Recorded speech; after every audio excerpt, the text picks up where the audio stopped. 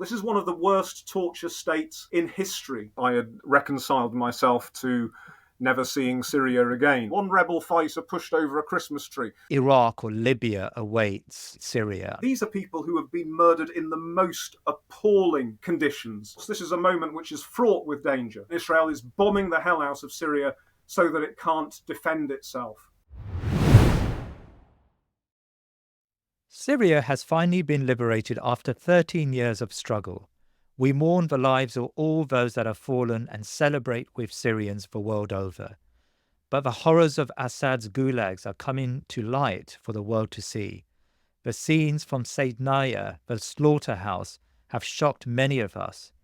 Reflecting on the horrors and looking at some of the challenges Syria faces today, I'm honoured today to have a Syrian who has been at the heart of this struggle. Robin Yassin-Kassab is the author of the novel The Road from Damascus. He's also co-author with Leila al-Shami of the Rathbone-Folio prize-shortlisted book Burning Country, Syrians in Revolution and War. And he is the chief English editor of the ISIS Prisons Museum, which inshallah may soon become the Syria Prisons Museum. Robin, assalamu alaikum wa rahmatullah, and welcome to The Thinking Muslim. Wa alaikum assalam wa rahmatullah. Thank you for having me. I just have to say straight away, I'm slightly embarrassed when you say that I've been at the heart of the Syrian revolution, and when I compare myself to all the martyrs and the activists on the ground and the people who've had the courage to risk everything, I have to say that throughout the Syrian revolution, I've been living fairly comfortably in Scotland. I've paid a couple of very quick visits to Idlib and so on, and I've been in touch with people and I've been writing about it, but I wouldn't do myself the honour of saying that I've been at the heart of it. So many of the people at the heart of this are now dead, and inshallah they're aware of the victory that we've got now. Inshallah ta'ala. Well, I mean, let's start there. I mean, it's been a couple of weeks, less than a couple of weeks of turmoil, but alhamdulillah, we've now got what is a liberation of Syria. What's your reflections on just what you've seen over the last few days? I don't know where to start, really. I mean, it's incredible and amazing. 2 weeks ago, I didn't expect any of this. I had reconciled myself to never seeing Syria again, or certainly never seeing Damascus or Latakia again, where my family is from. I actually said to you, I think, when we had a phone conversation, don't talk about my family. Don't say that my family is in Latakia. Don't ask me where my family comes from, because I was very scared that Latakia would be the last holdout of the regime and that things would be very bad for the non-loyal communities or the Sunni Muslims in that city. But alhamdulillah, Latakia is free, Tartus is free, even Assad's hometown Qardaha, the statue of Hafiz al-Assad, has been toppled. So this is amazing. It's been a blessed days, historical days, a happy convergence of events. The Assad regime was defeated years ago in its original form. It was defeated by 2013, and then Hezbollah and Iranian militias from all over the world were brought in to prop it up. By late 2015, even that hadn't worked, and Qasem Soleimani had to go to Russia, to Moscow, to ask Putin to intervene. And then the superpower Russia's air force came in and acted as Assad's air force and bombed the hell out of Syrian cities and Syrian civilians. And it said it was going in to fight ISIS, but over 80% of its bombs landed in territories where there was no ISIS. The revolution was supposedly crushed. Assad was held in power by ISIS, which captured land from the revolution, land which the revolution had liberated at a vast expense. ISIS then took from it. It was held in place by Russia, and it was held in place by Iran. And all of those actors have been given terrible, hard blows. So ISIS was defeated in the end, mainly by America, although for a long time the ISIS presence seemed to suit many of the powers that be in the region and internationally, and they let it grow. But in the end, America got rid of it. Doesn't mean that America's on the side of the Syrian revolution, but they got rid of ISIS. Russia is preoccupied in Ukraine for reasons that had nothing to do with the Syrian revolution because they chose to invade Ukraine. And Iran has just been the Iranian militia system, not Iran itself, but the Iranian militia system in the Arab world, which I believe its main function was to colonize and dominate the Arab world and the Sunni Arab world in particular. And it wasn't actually to fight Israel. It used that as kind of propaganda. Well, its bluff was called for other reasons, which had nothing to do with the Syrians. And Hezbollah in particular has been given a hefty blow. So as a result, the fundamental unsustainability of the Assad regime came to the fore. When you add to that the remarkable discipline and intelligence shown, quite surprisingly, it surprised me, by Hayat Tahrir al-Sham in particular, but also Ahrar al-Sham and Jaysh al-Izza and the other groups in the coalition led by HTS, when they went into Aleppo on day one, the inhabitants of Western Aleppo, not so much Eastern Aleppo, which had been in the hands of the revolution before, but Western Aleppo, where there's a lot of bourgeois people who were more aligned with the regime, and also many Christians and Armenians and other minority groups. I think a lot of them were terrified on day one. By day two, they weren't. By day three, they were really quite happy and had a sense of relief. Right. And that's remarkable. There was one guy pushed over a Christmas tree, one rebel fighter pushed over a Christmas tree. And this photo went viral and everybody was saying, look at the terrible jihadist horror which has descended upon multicultural Aleppo. That guy was arrested. He was disciplined. The Christmas tree was put back up and restored. The Christians were assured that the churches would be open. Everybody was assured that they could wear what they liked. There would be no authoritarian police force telling people how to behave. And when people elsewhere in the country saw that, that's what really helped. I think that was the fundamental final ingredient that allowed all the dominoes to fall. That's in the following days, you had tens of thousands of previously loyalist troops taking off their uniforms, giving up their guns, defecting or just going home. Loyalist communities, supposedly loyalist communities, minority communities that we'd been told were loyalist. And in some cases they were, in many cases they weren't. But some of those had believed the propaganda before, and maybe it wasn't propaganda at an earlier stage, that when the regime fell, there would be revenge attacks and there would be an oppression of the minorities, and the people that had fought for Assad would be made to pay for that. And when they saw that that wasn't necessarily the case, that only the top-level criminals will be held accountable, then there were all of these defections and towns and villages opening their doors to the rebels, and everything happened very quickly. You see, that's fascinating. And I want to pick up on some of those strands because, of course, we know that the internet is awash with conspiracy theories and people who feel that the revolution is a wrong move, or have actually got very negative perceptions about the revolution. And a lot of it comes from as we know, the anti-imperialist left and the Iranians and the Russians. And there's a lot being suggested that anytime you have a militant transition like this, or transition through militant groups, it's going to open up the country to a power vacuum. And of course, you've heard it often on social media that Iraq or Libya awaits Syria. I mean, in your mind, from what you've just said there about the groups, do you feel that such a scenario is likely and possible, or are you more hopeful and optimistic? Well, I'm remarkably cautious, I must say, but let's just return to those ideas that when people say, oh, it'll be another Libya. Libya, actually, it's a great shame that after the Libyan revolution, and it was a revolution, it wasn't simply a NATO exercise, as people say, it was a grassroots revolution that the army had split before Britain and France got involved.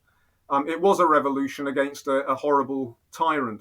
It's a great shame that until now, Libya is still terribly destabilized. There are at least two governments.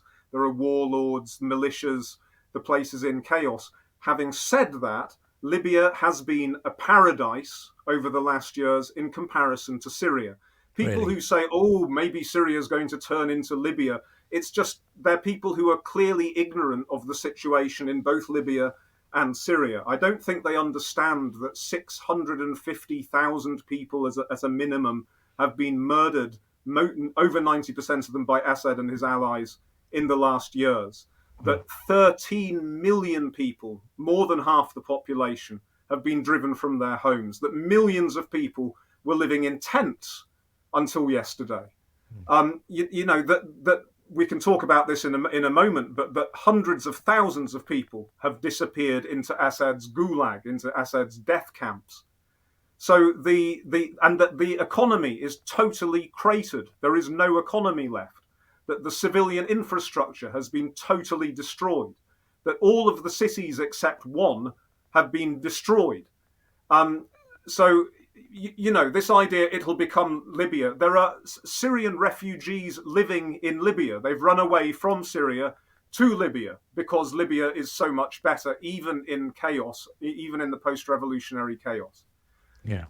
With regard to Iraq, Iraq was a foreign invasion. It was the Americans invaded and occupied the country. There was also a tyrant there. Saddam Hussein was also a terrible tyrant, and he was very unpopular amongst most of his people. But there was a foreign invasion, and they didn't invade to help a revolution either. It wasn't at a time when there was an uprising. In fact, at the time when there was an uprising after the Kuwait War in 1991, there was an uprising in the Shia south and in the Kurdish north.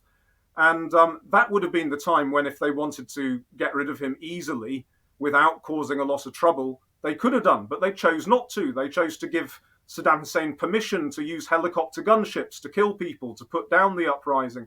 And they kept him in power for 12 more years with total sanctions, so that the country's kind of society was hollowed out. And then they invaded. And then there was a terrible civil war. So that's, again, a very different situation. In Syria, there has been a popular revolution, which is what leftists are supposed to like. But when it comes to Arab and Muslim countries, they generally don't for some reason. So it's a very different situation. Having said all of that, at the moment, I am relatively optimistic because of the intelligence and discipline of Hayat Tahrir al-Sham and other rebel groups. And because minorities are at the moment welcoming them, and there's been no revenge attacks, because, as I said, Latakia has been liberated, there's no last stand for the Assadists in that respect. Having said that, of course, this is a moment which is fraught with danger. The country is in chaos. Syrians are trying to form a new government and to develop a new system and to find a way forward together. But there's a lot that could go wrong. There's a hell of a lot that could go wrong. Most of the east of the country is still under the control of the SDF, the Syrian Democratic Forces, so-called. Yeah. The dominant force in the SDF is the PKK, a Turkish Kurdish left Marxist-Leninist organization with a cult of personality around the leader. A lot of the SDF troops are not Kurds, they're Arabs. There are hundreds of thousands of Kurds in Iraqi Kurdistan who've run away from Syrian Kurdistan to get away from the PKK. The Syrian National Army, which is the remnants of Free Syrian Army militias, which are now under Turkish control, are very indisciplined in many cases and have been found guilty of abuses and attacking people, abusing Kurds for being Kurds, looting. They and the SDF are fighting in parts of the north and the northeast. So there's a lot that could go wrong. There's a hell of a lot that could go wrong. Jolani, or as he's now using his own name, Ahmed al-Shara, Jolani some people say he's just behaving in this nice, disciplined, polite, civilized way until he gets taken off terrorist lists by Western states, and then we'll see him trying to establish a dictatorship, which may be the case. I don't think it is. I think the evolution of HTS has been much more profound and long-lasting. I don't think this is just an act, but we don't know.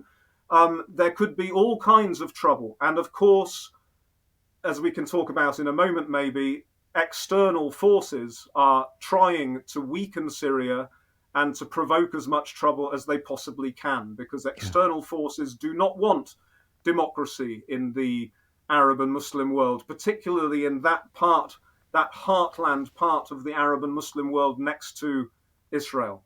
I do want to talk about Israel, and I do want to talk about HTS and its transition or its transformation over the last few years. But I've primarily asked you on to my podcast to talk about prisons, prisoners in Syria, in particular Seydnaya prison, which has been a focal point of much of the conversation and over the last few days. I mean, it's horrific actually what we've seen coming out of Seydnaya. You've worked with the ISIS Prisons Museum, which you've said that you want to roll out to be a project to discover what went on in all prisons in Syria, especially the Assad prisons. But just shed some light on the extent to which Assad incarcerated and tortured his population. Well, it was a torture state. It was a detention, a surveillance, detention, and torture state. Prisons were absolutely central to Assad regime rule and also to ISIS rule, because remember, ISIS, I would say, is an amalgam of Al-Qaeda type ideology with Baathism. You know, Al-Qaeda plus the Ba'ath Party equals ISIS, and add in some apocalypticism and some hip-hop culture and some, gangster movie culture and computer game culture too, and you end up with ISIS. So they learnt a hell of a lot from Assad and from the Saddam Hussein regime, from the Baathists. And the idea of all of these regimes was to rule through terror. Assad made all of Syria a prison by terrifying people. People knew, and they spoke in whispers about what happened in prisons. They knew that if people opposed the regime in any way at all, not even opposing the regime, if people took any kind of initiative of their own, anything, including, if a group of friends got together and decided that they were going to clean the streets where they lived, that would be enough for them to be arrested and disappear in one of these torture holes. Really?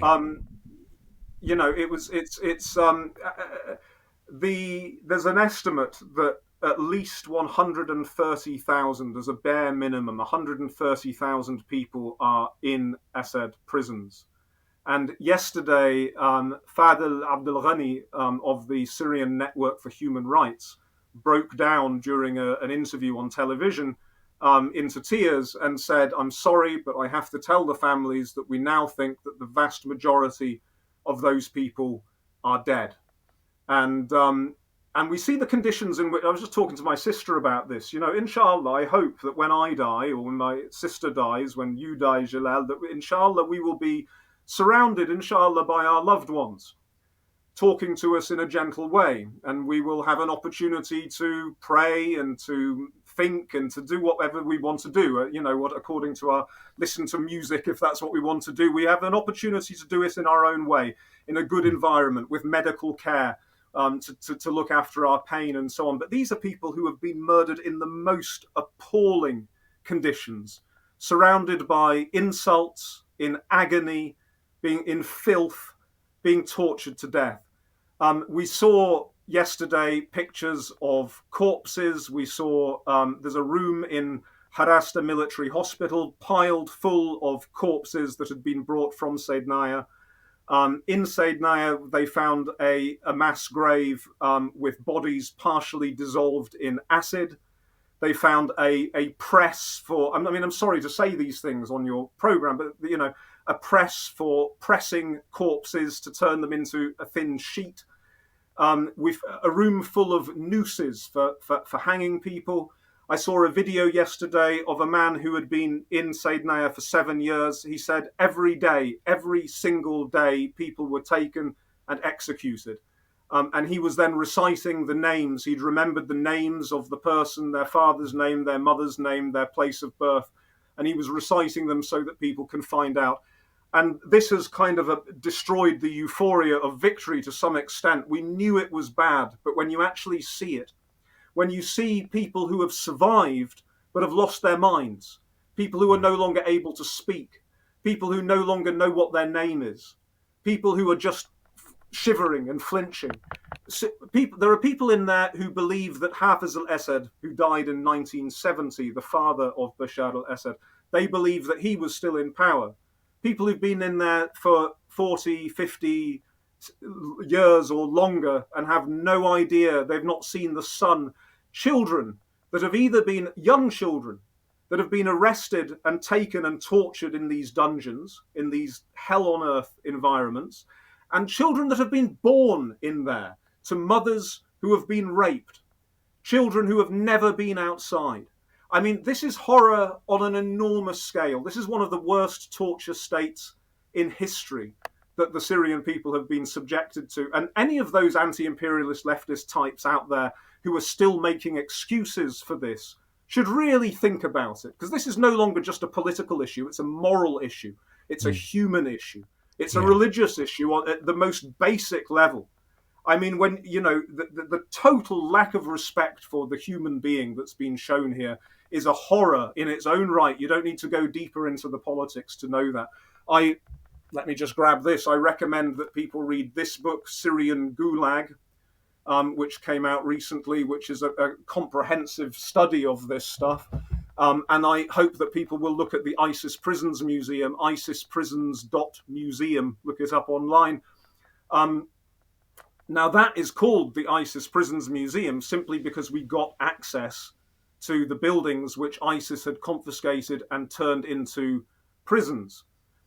We got access because ISIS was defeated and it ran away. And immediately, our people on the ground in Raqqa and elsewhere in Syria and Iraq went down into these buildings and they found names scratched on the walls, thousands of those.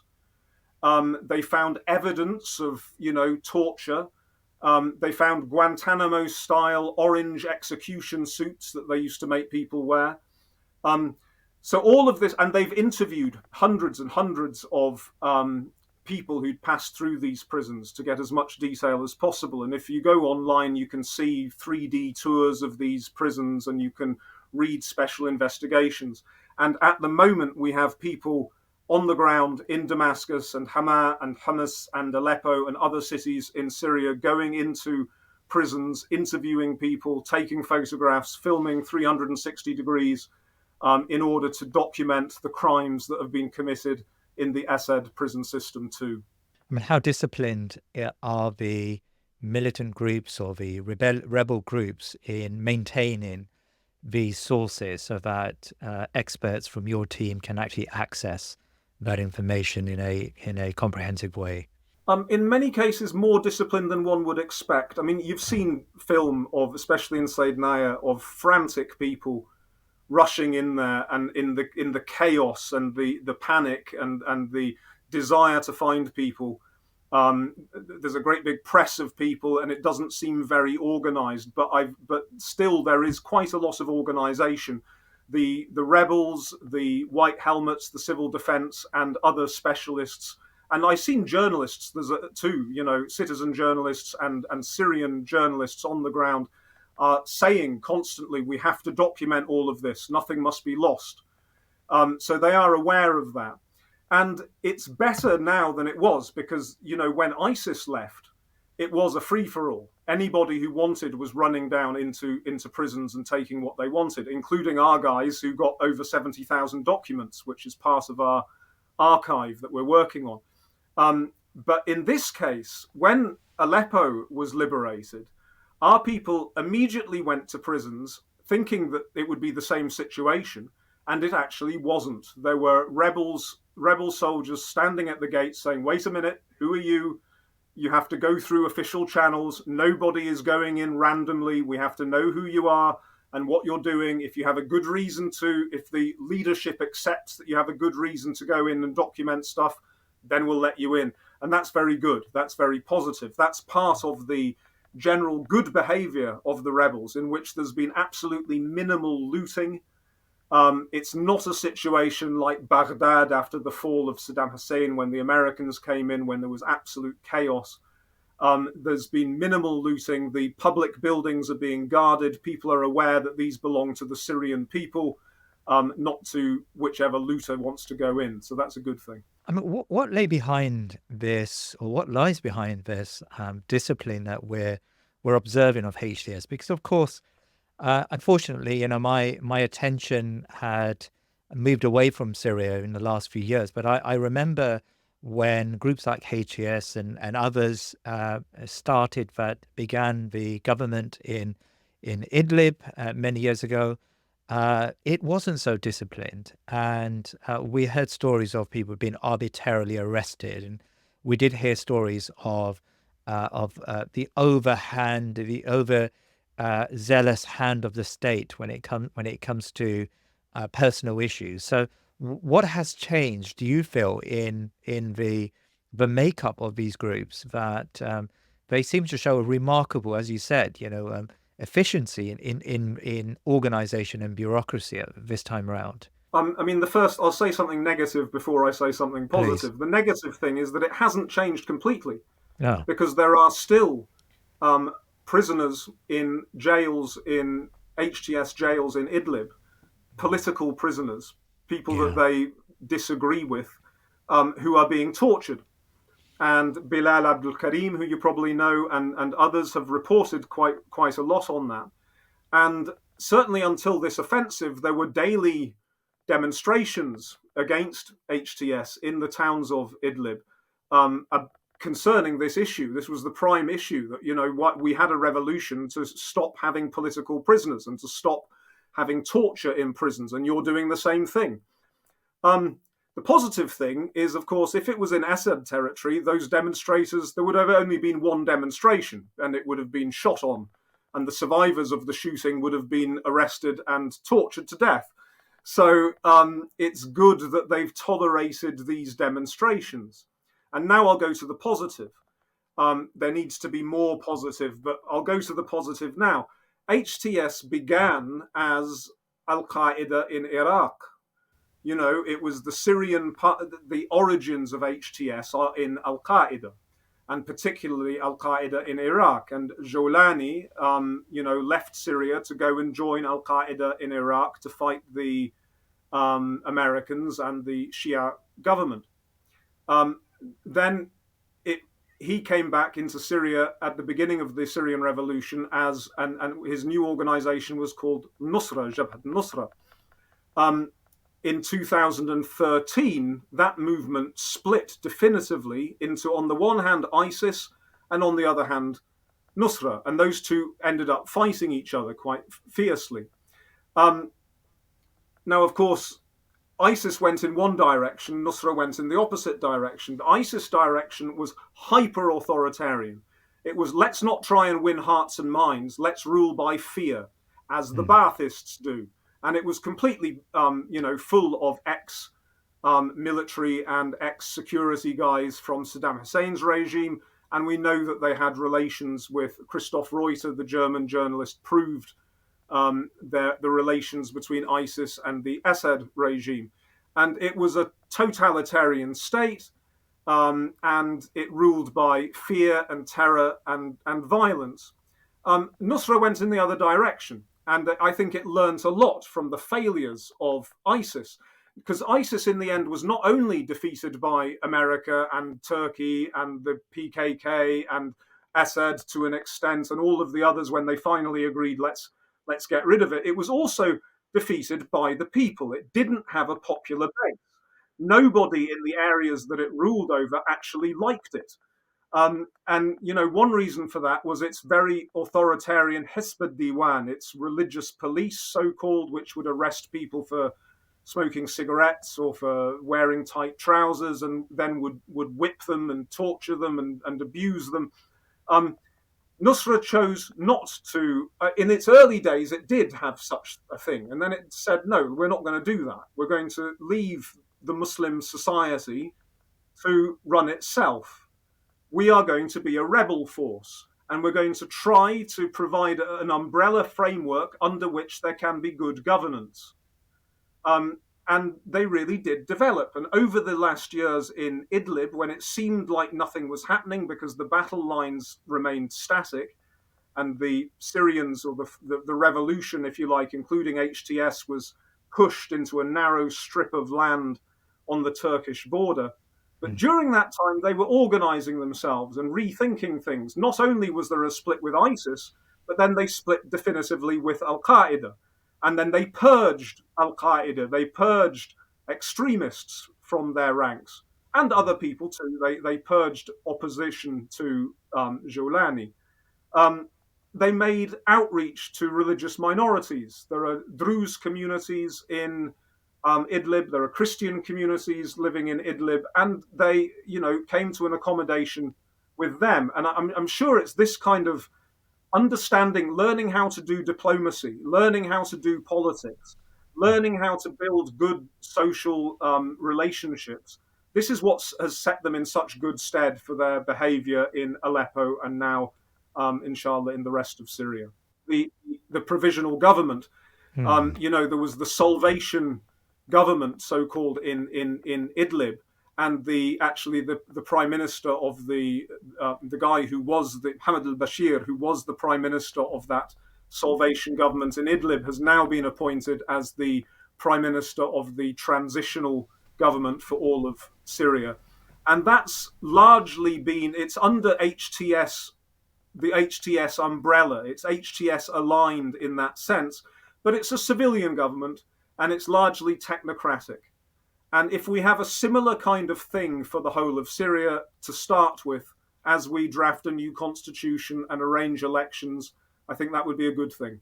And how important do you believe Syrians who've lived outside of Syria for the last decade or so, how important are those Syrians to the story of a future Syria? It seems to me that there is a hunger now to return. In fact, large numbers, tens of thousands, are returning back to Syria at this moment in time. I mean, how do you see that incoming inward migration or remigration back to Syria is it a positive for the future sort of civilian makeup of this country? Yeah, that's really, really important. Remember that for a lot for the in the great, although very difficult years of the Syrian revolution, there was a nascent democracy at work on the ground in Mm. Syria. This wasn't imported from outside. It didn't come with American tanks. This is what Syrian people did themselves naturally when they needed to do so. And I'm talking here about the local councils. At one point, there were over 800 local councils in the liberated areas of Wow. Syria. Mm. And they were run, most of those were run on a quasi democratic and in some cases fully democratic basis. And each community did it in a slightly different way according to the makeup of the community, the needs and the wants of the community. So in some places, it was an election in the way that we would recognize, where everybody went on the same day and elected representatives who'd put themselves forward. In other cases, it would be the heads of tribes or the heads of families who got together and selected people, usually based on merit, on their technocratic abilities. And the system worked. The Syrian communities which were under attack, which were being bombed, where the electricity was being bombed, the bakeries were being bombed, where the agricultural fields were being bombed, the schools and the hospitals were being bombed. Yet many of these communities managed to survive, and that was down to the self-organization of Syrian people. So, as well as destruction and death and terror over the last years since 2011 in Syria, there's been incredible political work and cultural work and social work done by Syrians. Now, a lot of that was crushed. It was crushed by authoritarian actors. When ISIS gobbled up territory, they eliminated the local councils and arrested and killed or tortured the people that had the members of the councils. When Mm. Assad and Russia and Iran captured land, they did the same. So those people are coming. A lot of people are coming back, and when people come back, they will be able to build again, and the civil society will return, and that will be able to hold people like Jolani to account if they need to be held to account. So that's very positive. I'm just hoping that inshallah we don't, it doesn't turn back to violence fast, so that these people can get back and a critical mass of Syrians can develop the future together. Can we turn to Israel's bombing of Syria over the last couple of days? So Israeli forces have carried out large-scale military attacks across Syria. I think yesterday they targeted a number of airports as well as strategic military infrastructure, including in the capital, Damascus. In fact, I read this morning that residents were saying even during the morning hours, there were 9 bombing raids on Damascus. So Israel is using this opportunity to gut out or to destroy Syrians' defenses. How existential do you believe that external threat is at the moment? I don't know yet answer the question, how existential. I don't yet know, but it's very serious and it's very worrying. It's not just weapons sites. Let's go back to the weapons. What Israel used to do was bomb Iranian and Iranian militia weapons Hezbollah, in yes. Syria. Yeah. Hezbollah in particular. Anything which possibly could be transported to Lebanon and then used against them, they destroyed it as soon as they could. Anything that was being transported through the country or was being kept in a store in Syria for passage to Hezbollah was bombed. But they didn't hit Assad's weapons. They didn't hit the Syrian army in general because they knew that the Syrian army was not to be used against them. They knew that the Syrian army was designed to be used against the Syrian people. So they were quite happy with that. It's also interesting to see when they started bombing the Iranians. If we go back to, a bit less than a decade ago, it was when the revolution was finally driven out of the Damascus suburbs, when Douma and other Harasta and other towns like that in the Ghouta were cleaned of the revolution. That's the point at which there was a dramatic uptick in Israeli bombing of the Iranians. When the Iranians were necessary to make sure that Assad stayed in power, then they kind of left them alone a bit, unless there was actually some kind of weapons actually going into Lebanon. But as soon as it became clear that no, the guy is now safe in his palace in Damascus, then they upped their bombing of Iran. Now, of course, the Iranians have left Syria now. They've been driven out. The revolution has got rid of them. Alhamdulillah, we've been victorious and we've cleaned our territory from the Iranian militias and as we have from the Russians. And what happens? The amount of bombing has vastly increased. Yesterday, I believe there were 150 strikes on Syrian targets, and they're not on Iranian targets because there are no more Iranian targets. They're on the Syrian army. Overnight, I believe the Syrian navy was completely destroyed. They're not just hitting army and military sites, they're also hitting documents. Hijra wa Jawazat, the passport office in Damascus, and the customs office have been bombed. Now, what is that about? Documentation, documents, buildings full of documents have been burnt by Israeli bombs. Now, I really get annoyed by conspiracy theorists and people speculating, so I'm not going to speculate too much, except one can presume, therefore, that there is documentation which somehow implicates Israel, perhaps the United States, Israel's backer, probably showing collaboration with the Assad regime.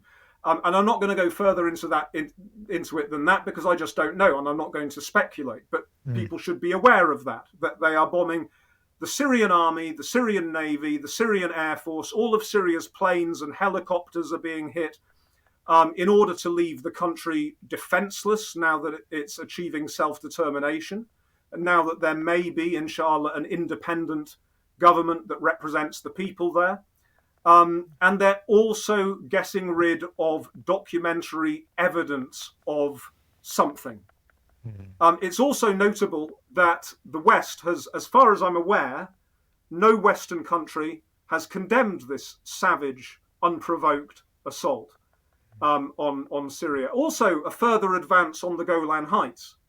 We know that weeks ago they actually already began advancing on the Golan Heights, and Assad ordered his soldiers to withdraw so as to not get in their way. So that was already happening, but it's now increased, and they've gone public about it. They're talking about it. They're proud of it. And there's been no condemnation whatsoever of this. This is once again, I presume, the assumption is that this is Israel defending itself. Just like the theft of Palestine and the genocide of the Palestinians and the destruction of Lebanon, and now the terror bombing of independent Syria on day one, all of this is self-defense for the Zionist state.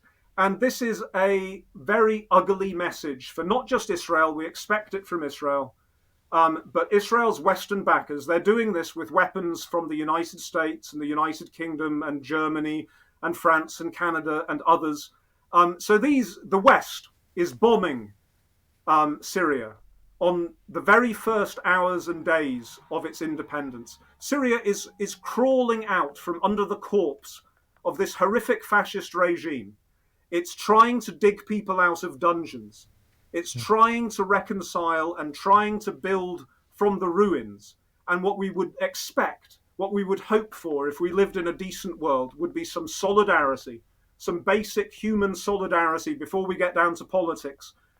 Well done, congratulations. We're going to help you find out what happened in Seydnaya. We're going to help you bring Bashar al-Assad to trial. We're going to help you rebuild. But no, that's not what's happening. What's happening is the so-called liberal democratic world is supplying weapons to its Israeli ally, and Israel is bombing the hell out of Syria so that it can't defend itself.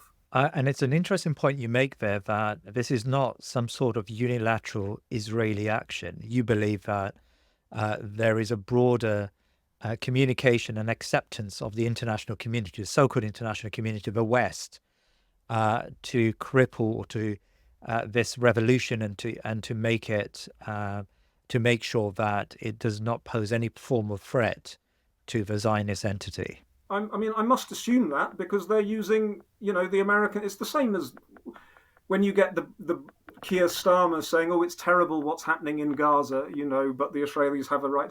He doesn't think it's terrible what's happening in Gaza, because if he did, he would say, "I'm sorry, you can't have any more British weapons. Yeah. We won't give you any more political support. We won't continue to lie on your behalf."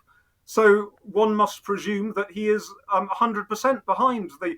There are British spy planes, as on your podcast, as you've had a guest on talking about this. There are British spy planes going over Gaza every day, giving information to the Israelis to help them kill more children. So we don't believe what they say. And in the case of Syria, they haven't even tried to say they feel bad about it. They're just being quiet.